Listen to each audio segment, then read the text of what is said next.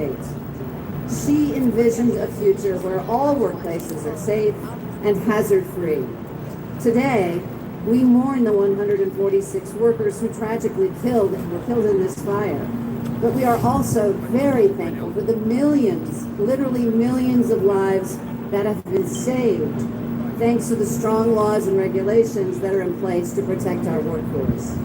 We honor Frances Perkins' legacy by continuing to work together to strengthen protections so that everyone makes it home after their shift. Her principles were born in that fire and continue to be a beacon for the New York State Department of Labor because it is the heart of our mission today. In the last year, New York State added even more protections for an expanded umbrella of workers thanks to the leadership of Governor Kathy Hochul.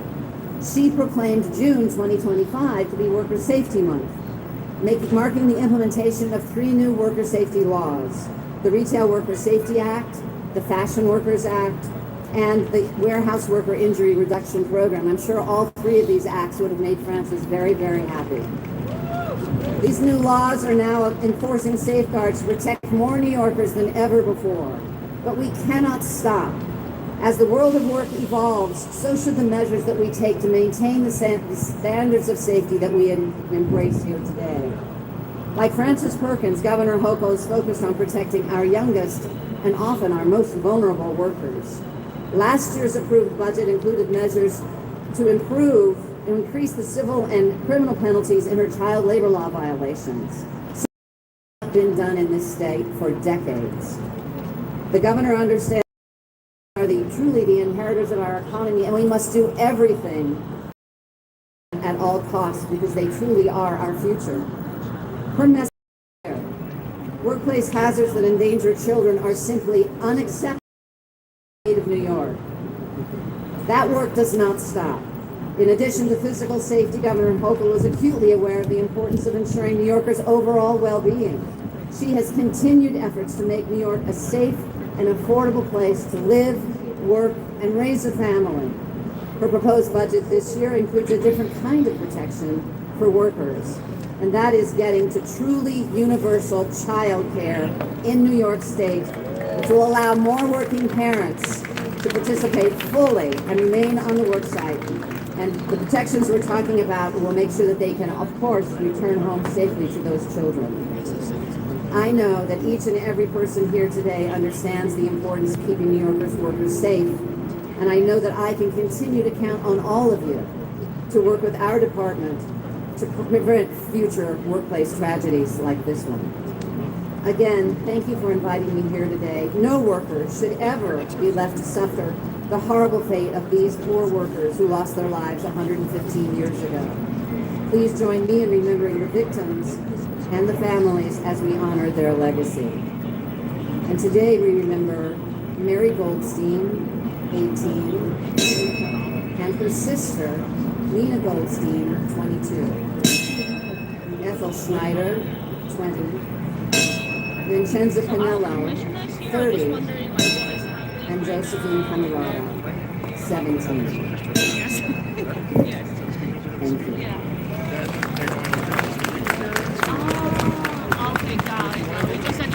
And let's give it up again for Commissioner of Labor, New York State, Ricardo Reardon. You know, if you're lucky during your career while you're working, you get to meet some extraordinary people. And I think you've seen that I've known had the opportunity to meet most of the people that have spoken here today. The next person that I'm about to introduce is also part of that list. His name is Brendan Griffith, all right? Many of you in the labor movement have heard of him. Come on up, where are you, Brendan? Where are you, Brendan? I know I said, oh, okay. Come on up here. Come on up here. I've had the opportunity of working with this young man since he started working for the New York City Central Labor Council. And he is the epitome of you work hard and do what you should be doing each and every single day. You can become the leader of the organization that you work for. And Brendan did just that. He is the president of the New York City Central Labor Council.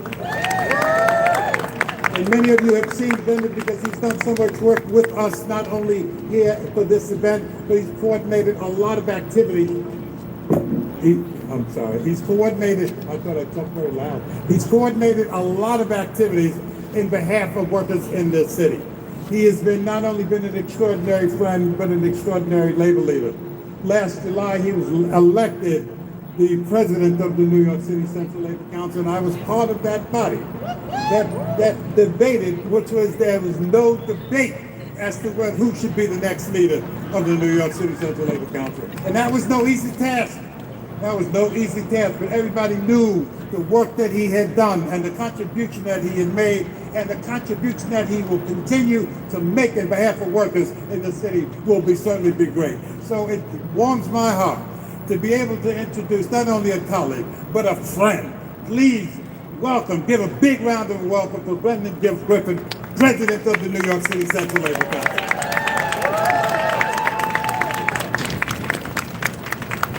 Edgar, thank you so much for those kind words. I cannot enough express my admiration for you, for your leadership, for your friendship, for your mentorship. I'm so proud of the Central Labor Council. I'm so proud to be a part of this event each and every year, and this year in a new role. And I just want to say good afternoon, everyone. My name is Brendan Griffith. I am the president of the New York City Central Labor Council. And if you do not know our organization, we represent more than 300 local unions that represent over 1 million members in the 5 boroughs of New York City. And need I say that New York is a union town. And we are joined by many of them, and I am going to do something that is often dangerous because I risk forgetting or missing one, but I'm going to go through a quick roll call, very quick, because I know we are joined by Workers United SEIU. We are joined by the United Federation of Teachers and the American Federation of Teachers. Thank you very much, President Weingarten. By NYSMA, by IATSE Local 52, Lyona Local 1010, the Utility Workers Local 12, SAG-AFTRA, UAW, NYU, CFU, the UFA, the UFOA, RWDSU, UFCW Local 338, Local 1102, IUOE Local 94, CLU, the New York City chapter.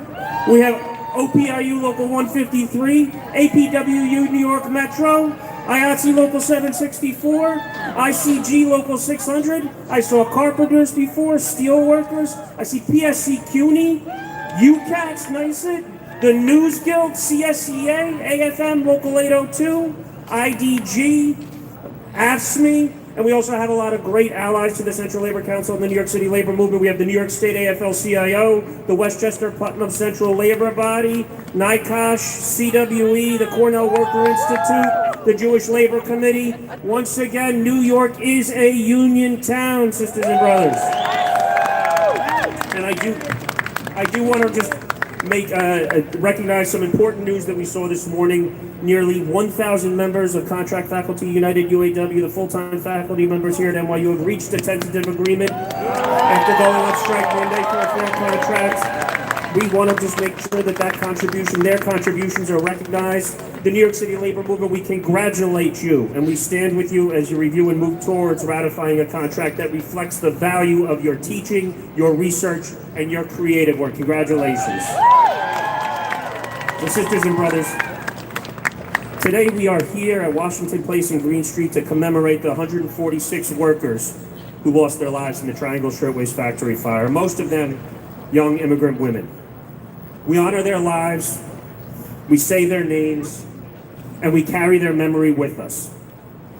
This was a terrible and an avoidable tragedy. Locked doors, inadequate fire escapes, and a complete disregard for worker safety cost 146 people their lives. But the story of the Triangle did not begin on that day, and it did not end there.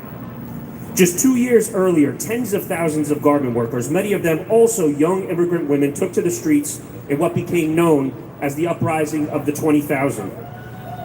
They organized, they walked out, and they demanded safer working conditions, fair wages, and dignity on the job. And they faced arrests, intimidation, they faced violence, but they stood together. The workers at Triangle, they were not just victims of a tragedy. They were part of a generation of garment workers who had already begun organizing and demanding safer conditions. And the reforms that followed the fire, the workplace safety laws, the fire codes, labor protections, they were won because workers stood together and demanded change. Sisters, brothers, and siblings, we are still in that fight today. The fight for dignity, respect, and safety at work is just as urgent now as it was in 1911. Across our city and across this country, workers are organizing, they are speaking out, they are demanding the protections that they deserve. And too often, we're reminded of what happens when those protections fall short. And that is why solidarity and collective action matter. It is how we protect one another, how we raise standards, how we make sure that every worker in every industry can do their job safely and get home at the end of the day. We are proud every year at the Central Labor Council to stand with Workers United, SEIU, and the Remember the Triangle Fire Coalition to recognize and remember. And I just want to acknowledge a few Central Labor Council board members that are here as well. And we are joined by the Central Labor Council Secretary Treasurer Janella Hines, by Nick Gallipo from OPIU Local 153, by Pat White from the IATSC Local 764, and once again, I would like to acknowledge Edgar Romney from Workers United SEIU. We are grateful to the families here and around the world who have kept the memory of their loved ones alive and whose efforts helped lead to the dedication of this memorial in 2023, ensuring that those names are forever a part of this city. So today, as we honor the lives lost, we recommit to carrying forward their legacy, to building a future where no worker is forced to risk their life just to make a living. Thank you. Sisters and brothers, today we remember Grazia Maria Floresta, age 30. Theodore Rotner, age 22. Rose Sorkin, age 18. Concetta Prestafilippo, age 22. And Clara Dockman, age 19. Thank you very much.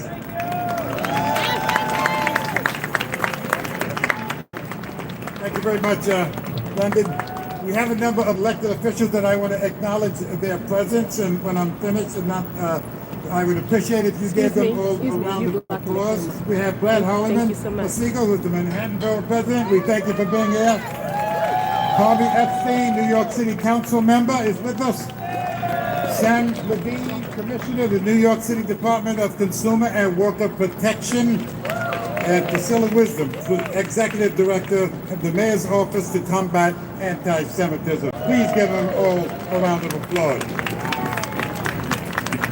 I'm sure all of you will remember a few weeks ago where we witnessed one of the most difficult strikes that the city of New York has seen in many, many years. Not only was it a very difficult strike to get settled, but on record, the longest for the Nurses Association, but it was also the coldest strike that anybody could witness. And if you've seen them on television, or if you were with them, seen them in the street, or walked the picket line, you would understand and appreciate what they have gone through. And so we have somebody here today that just to tell us a little bit about that situation, about that strike. And by the way, when we thought about putting this program together, there was no doubt that we had to have the Nurses Association, somebody here. We were just hoping and praying that by the time that March 25th came, that strike would be over. And thank God you guys were able to do that. So in introducing Darla, we have Darla joined up, a registered nurse and a New York SANA leader at Mount Sinai, to tell us about their fight for good wages and benefits, as well as safe staffing levels and protections for workplace violence. As with the victims of the Triangle Fire, worker safety is still a vital issue 115 years later after that tragic fire. Please welcome Darla Joyner.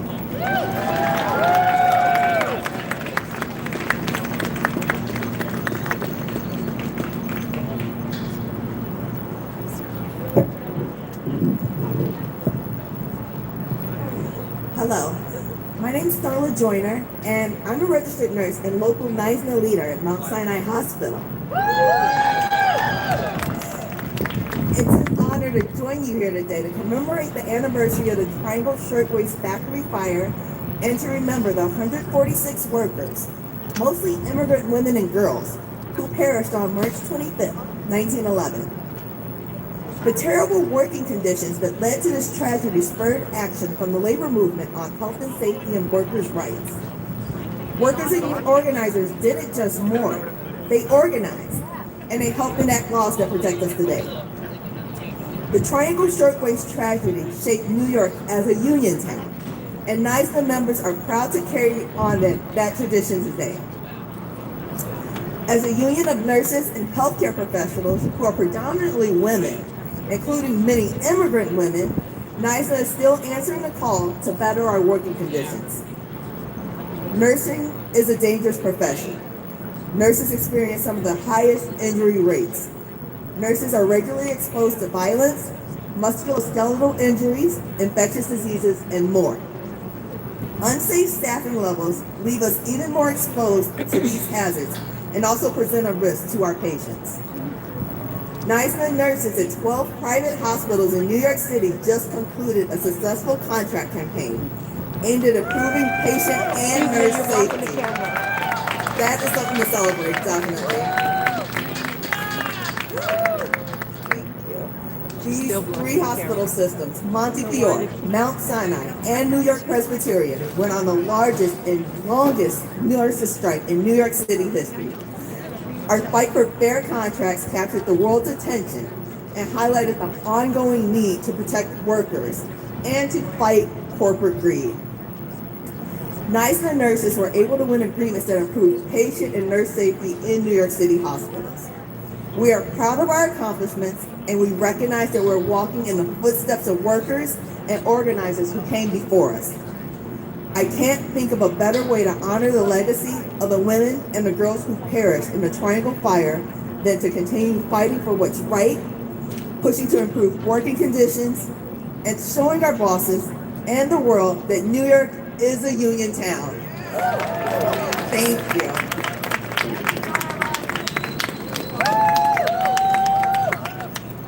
So today we remember Teresa Smith, 32. Annie Pack, 18. Anna Coletti, 36. Esther Goldstein, 20. And Tessie Kaplan, 18.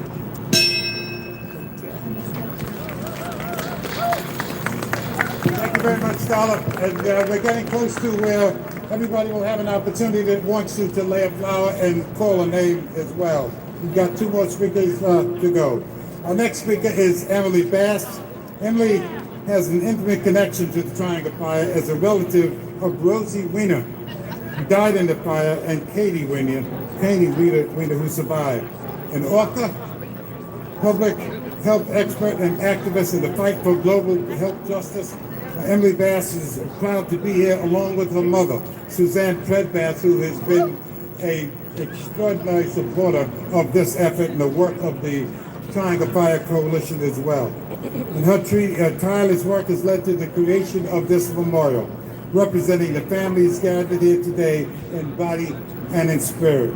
Emily Bass also supports the work of the Remember the Triangle Fire Coalition. Please welcome Emily Bass.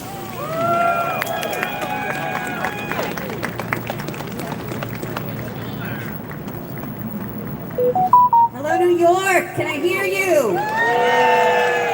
Can we give it up one more time for the NYU contract faculty who this morning, after nearly 17 months of negotiations and a lively, joyful 2-day strike, reached a strong tentative agreement? Can we give it up for the unions? And if you are a union member, or you love a union member, or just want to know a union member, can I hear you? And if you are an immigrant, or the descendant of immigrants, or just want to love an immigrant, can I hear you? Thank you. 115 years ago today, my great-great-aunt Katie Weiner ended her workday cutting lace.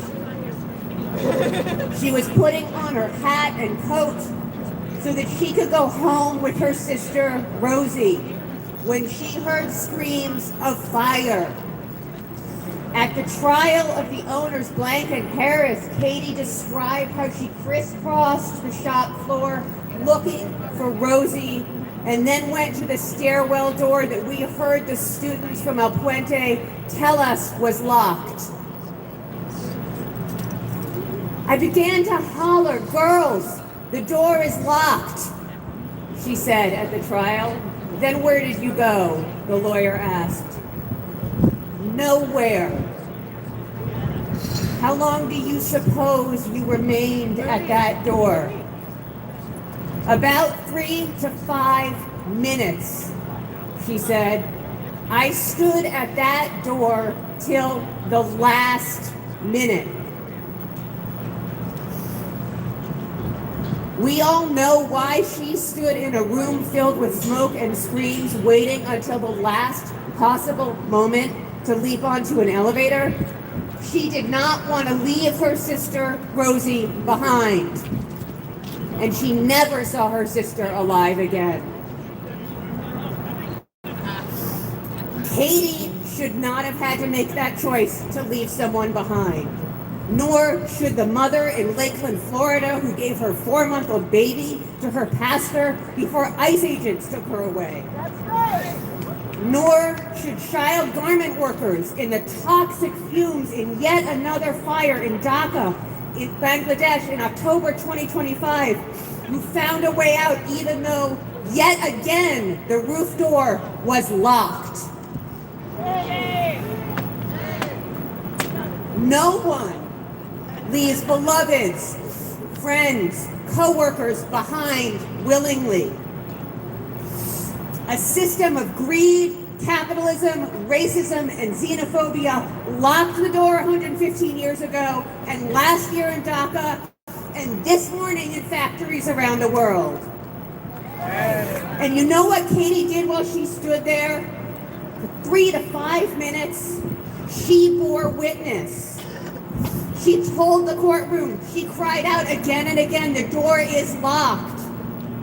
I think she wanted to be sure that story made it out even if she perished, as her sister did. Today, we are standing next to Katie, backs against the door, watching the world burn. Let's tell her we are still fighting for the world that she didn't have the chance to see, her sister didn't have the chance to see. Glad I can hear you, because we're going to do something together. You ready? We're going to sing a song. We're going to sing a song that became an anthem in Minneapolis with our brothers and sisters there who stood up for freedom. And you know what the words of the song say? They say, "No one is getting left behind this time." That's right. Some of you may know this song. I want to hear you if you do. And if you can't sing good, sing loud. Ready? Do not leave me hanging out here, guys. It goes like this. No one is getting left behind this time. No one is getting left behind. No one is getting left behind this time. We get there together, we never get there at all. We get there together, we never get there at all. We get there together, we never get there at all. We're gonna sing it so Katie can hear us. Ready? No one is getting left behind this time. Put your hands up. No one is getting left behind. No one is getting left behind this time. We get there together, we never get there at all. We get there together, we never get there at all. We get there together, we never get there at all. One more time. We get there together, we never get there at all. Thank you. Today, we remember Pauline Levine, 19. Becky Koppelman, 16. Sir, you're blocking the camera. Gussie Schiffman, 18. Blocking the camera. Albina Caruso, 20. You're blocking. Rosa Grasso, 14.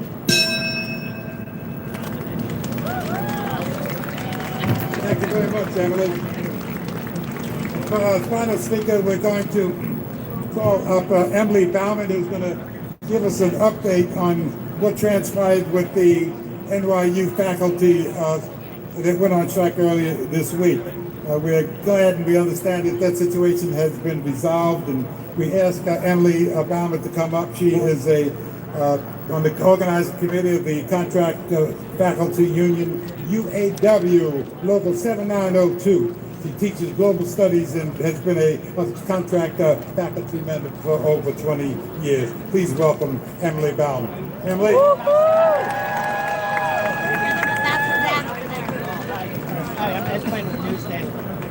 Thanks to everybody who came out here today. This horrible, horrible tragedy that we are here to remember today was the result of what I would call bossing in bad faith. 146 people lost their lives because they were locked in so they could not leave their work. The bosses didn't trust the workers. They didn't trust their dignity, their integrity, or their commitment as workers while putting them in impossible and unsafe working conditions. As this tragedy has taught us, the only solution to such grave distrust is to organize. It is in recognition of this powerful truth that I am here before you today. I represent the Contract Faculty Union of NYU. You barely see it, but here it is. 930 members strong. For the past 17 months, we have been grappling with bossing and bad faith. We have been grappling with low wages that make it impossible to make ends meet in the city, with salary compression that makes years of service a liability instead of an asset, with lack of support for our research and professional development, and lack of support for us to take care of those we love and who need our care, young and old.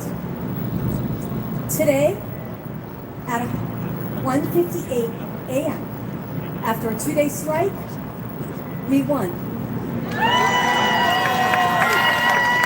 The union won.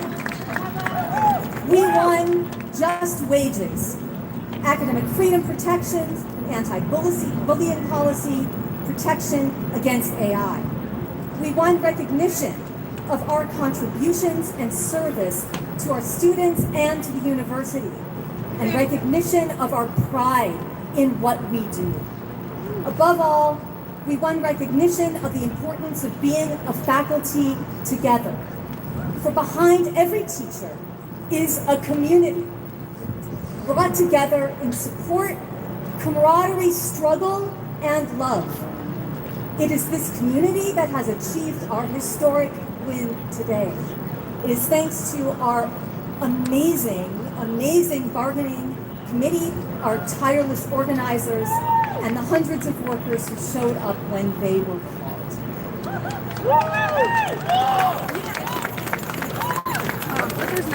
Our win is a reminder that though the fight is never over, when we fight together, we win. Solidarity forever, y'all! Today, let us remember Becky Koppelman, age 16, Providenza Hanlo, 42, Yetta Rosenbaum, age 22, Pauline Horowitz, age 19, and Gaetana Midolo, 15.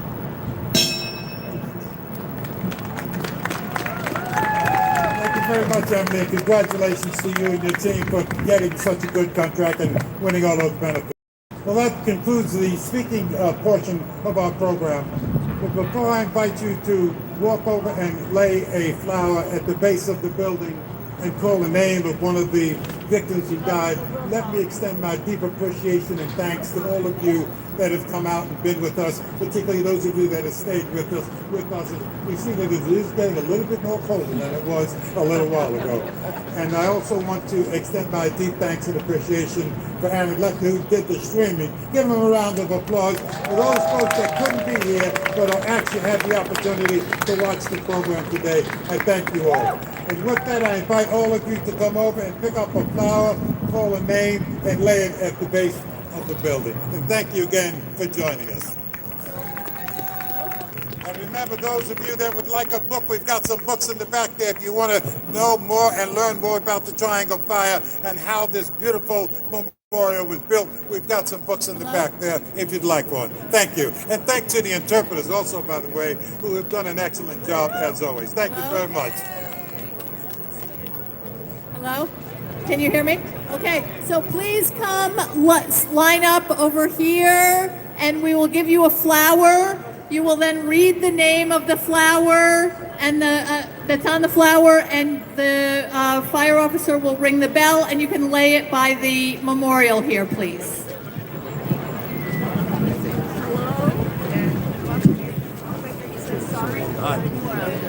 Anna Simonello, 36.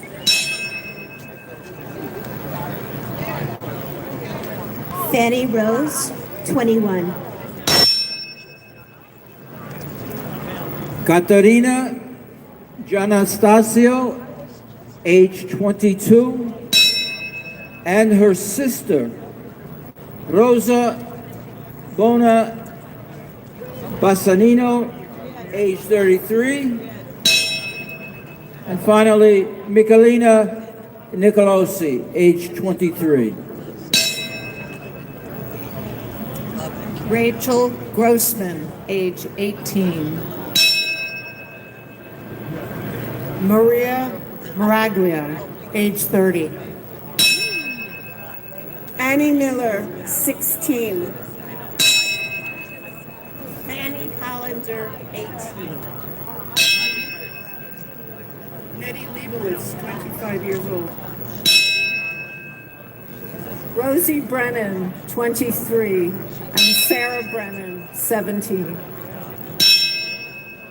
Laying this flower for Sylvia Hockfield, for her great aunt, Esther Hockfield.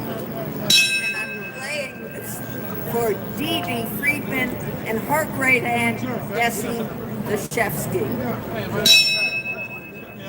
I'm laying this flower for Morris Bernstein, 19, and his cousin Jacob Bernstein, 38. My great aunt Rosie Wiener, age 23. Rebecca Fibish, 20.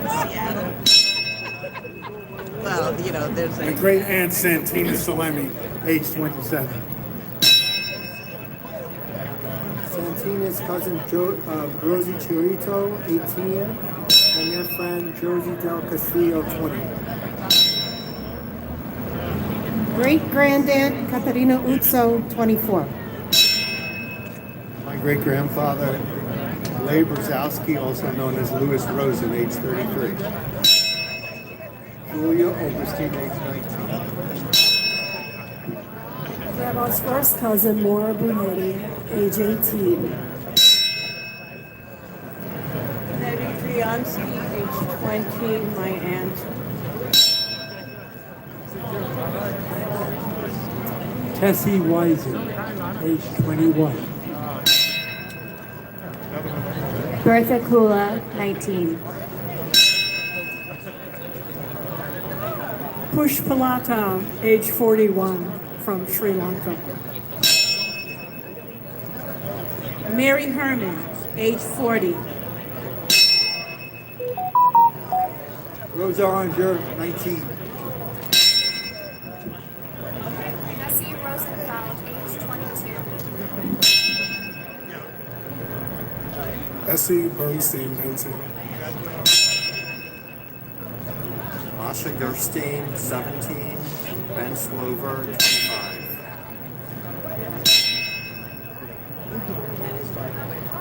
Ida Kanowitz, 18. Becky Reynes, 18. Sarah Weintraub, 17.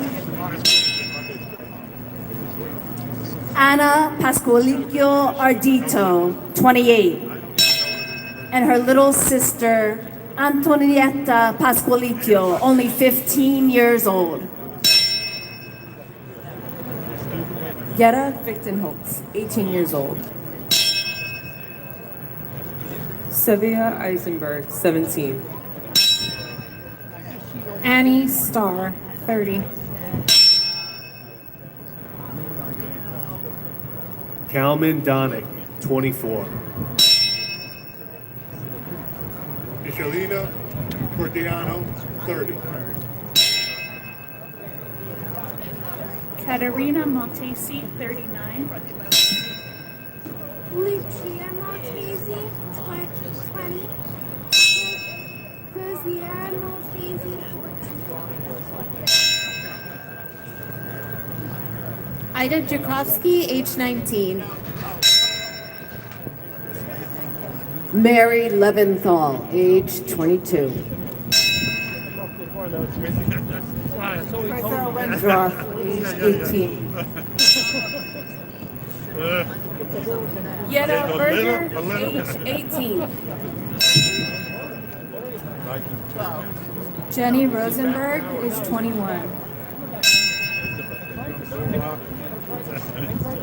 Benjamin Kurtz, 19-year-old, we all miss you. Ada Brooks, age 18. Oh, okay. He's giving my regards. Dora Welfowitz, age 21. Okay. Anna Altman, 16. Israel Rosen, 17. Sarah Sabasana, 17. Becky Ostrovsky, 20. Abraham Benovitz, age 30. Velia Shochet, 21. Golda Spunt, 19. Jacqueline Klein. Bettina Mayali. Jenny Stieglitz, 22.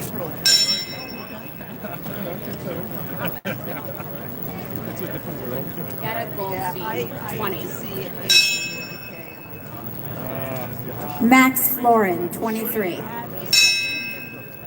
Meyer Uto, 23. Gussie Lerman, 22. Jacob Seltzer, 33. Clotilde Terranova, 23. Andy, I guess, again. Jenny Levine, 19. I don't know how her class is organized. Jenny Letterman, Yeah, please, please. age I 21. loved it. All right. Okay, good to see you. Yeah, absolutely. Funny Lansler, 21. Vincenza Bellotto, 15. Francesca Maiale, 19. Isabella Tortorelli, Maria Giuseppa Tortorelli, Lauletta. Yetta Myers, 19. Rose Liebermark, 19.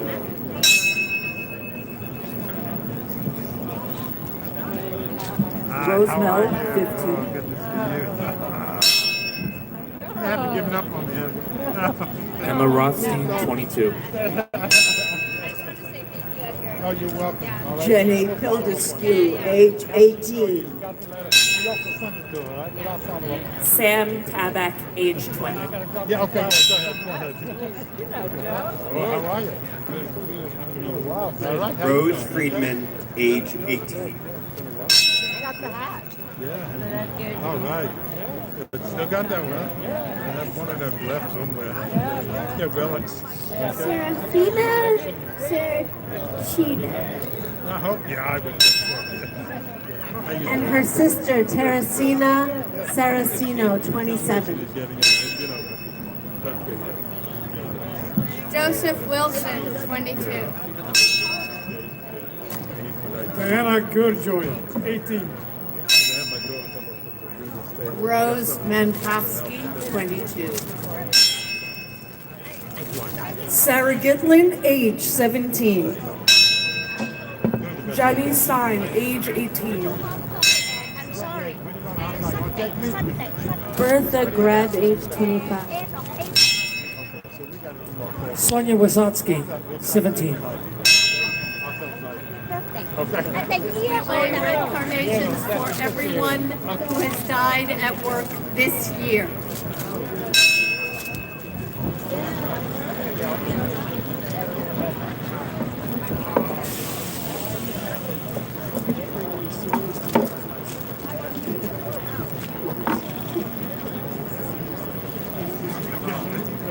Thank you very much for coming.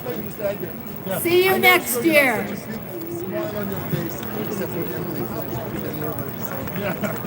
You don't, you can't vote.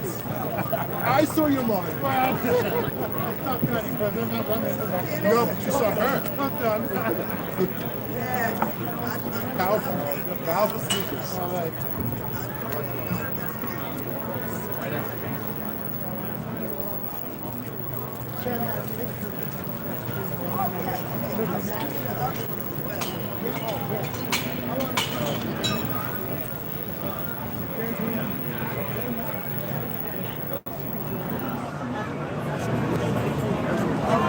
Sure.